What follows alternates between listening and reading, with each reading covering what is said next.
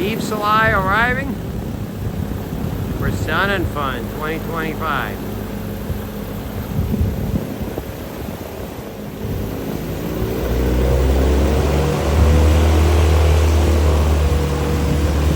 Bill is already here. That's Bill. Bill Pay. He has 750. Hey guys. Mama. Oh, good to see you, man. Supposed to be bringing Mama with you. Yeah. Good to see you. Good. How's the flight? Oh, it's good. How many hours you got on this machine? Coming up on 890 hours. 890. Well, how about the engine? We're only concerned about the engine. Oh, just the engine. Okay.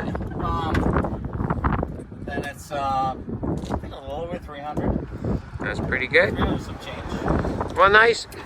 And you came from Beaufort again? Yeah. Came from Beaufort again, right down the coast, and had flight following, and they made me take 2 little turns. And was that hard for you? Not really. Not at all.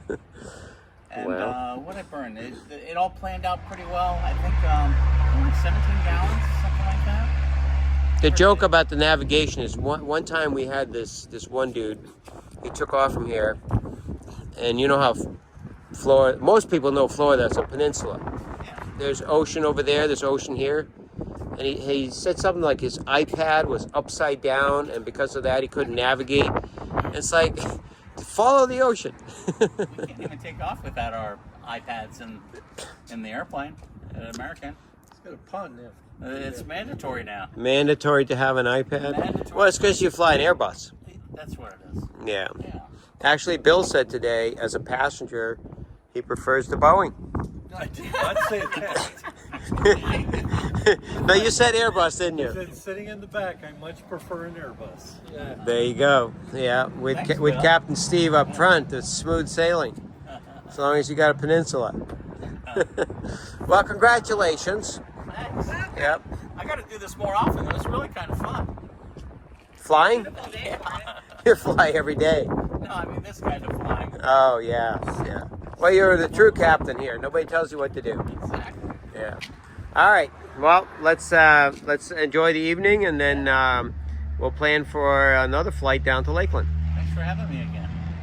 By the way, Uh-oh. back to that engine. What do you have up front, and how's it been treating you? We have a Viking 175 horsepower engine, and it's been treating us well. All right. So that's what's underneath the hood here. Yeah.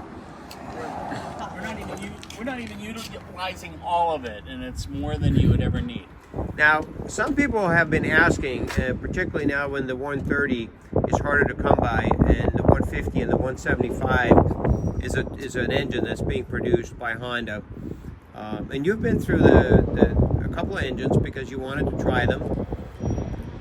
Out of all the ones, you know, the first thing we hear about when it says, well, I don't want the 175, it's such a big engine, I might have to put 5 or 10 pounds in the tail, and on and on and on. And I'm thinking in the background, in my head, I'm thinking, well, you do want the big engine because you can take out less power, it'll last longer, and what's a couple of pounds in the tail? So what's your opinion? You've been through them all. Yeah.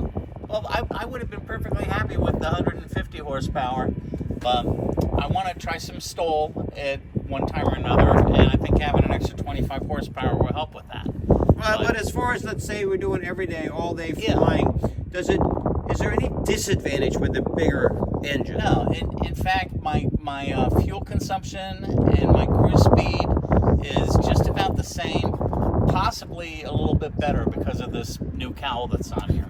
It's streamlined the airplane a little bit, but I didn't give up anything. I gave up a little bit of useful load. That's about it. Right.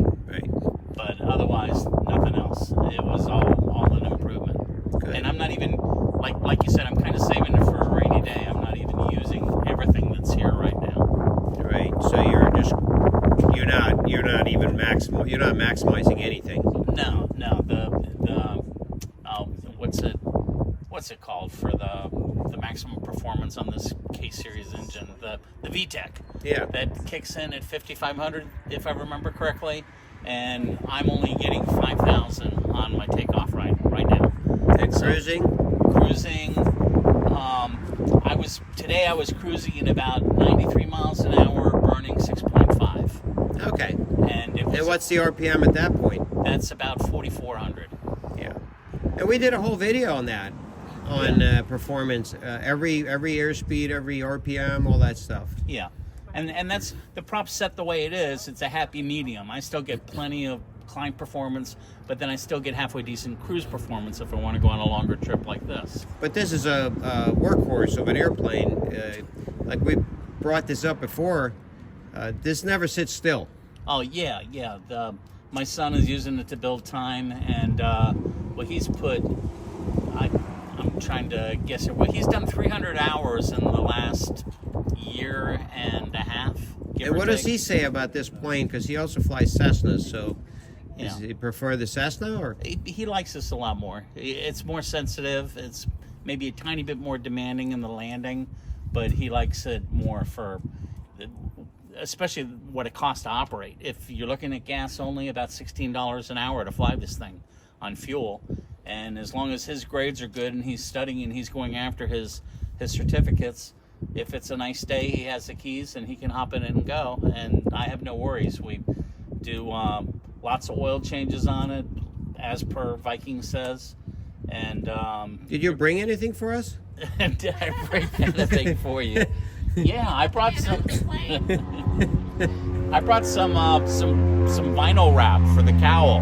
Okay, all right, we'll help you with that. All right, congratulations, and thanks for visiting.